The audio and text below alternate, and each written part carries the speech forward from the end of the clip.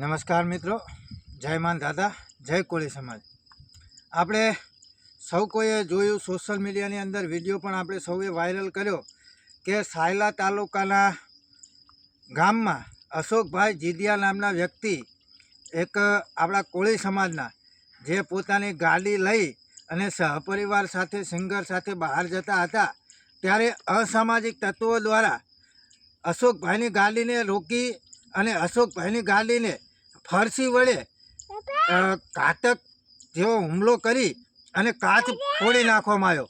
ત્યારે એ બાજુના આગેવાનો સમૂહ લગ્નના નામે બરાડા પાડે છે, સમૂહ લગ્નના નામે એકતા કરે છે, પરંતુ ખરેખર જ્યારે આવું કંઈ થાય ત્યારે આ જ આગેવાનો શા માટે આગળ નથી આવતા? વિંછિયાની અંદર ઘનશ્યામભાઈનું મર્ડર થયું, એમ છતાં આપણા સમાજના એક પણ આગેવાન આગળ નથી આવ્યા। તો એનું માત્ર કારણ શું આપણે જેને આપણા પ્રતિનિધિ સમાજનો એક આગેવાન તરીકે, પ્રતિનિધિ તરીકે ચૂંટી અને જ્યાં વિધાનસભાની અંદર આપણા સમાજના અથવા જે તે વિસ્તારના પ્રશ્નોને વાચા આપવા માટે મોકલવી છે, એ જ વ્યક્તિ ત્યાં જઈ અને માત્ર આંગળી ઊંચી કરનારો ગુલામ બની જાય છે।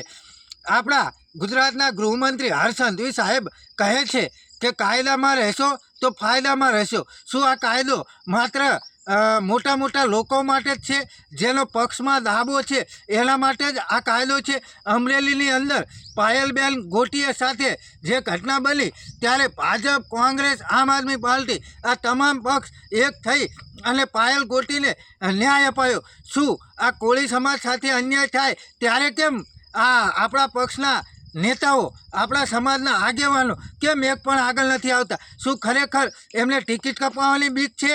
શું માત્ર એમને આંગળી ઊંચી કરવા માટે જ સમાજે આગળ મોકલેલા છે?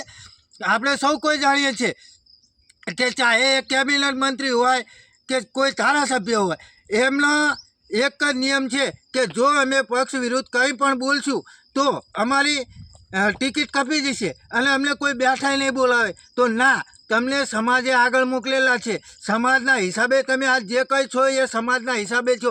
તો ખરેખર જ્યારે સમાજ સાથે અન્યાય થાય ત્યારે સમાજ માટે તમારે બે શબ્દો બોલવા જોઈએ અને કાયદાકીય રીતે તમારે મદદ કરવી જોઈએ। ટૂંક જ સમયની અંદર જે આ સાયલા મુકામે જે ઘટના બની, એ પીડિત પરિવારની સાથે જે ઘટના બની છે, એના જે આરોપી છે એનો વરઘોડો નહીં કાઢવામાં આવે તો કોળી સમાજનું મહાસંમેલન સાયલા મુકામે કરવામાં આવશે, એની પણ અમે તમને ખાતરી આપીએ છીએ।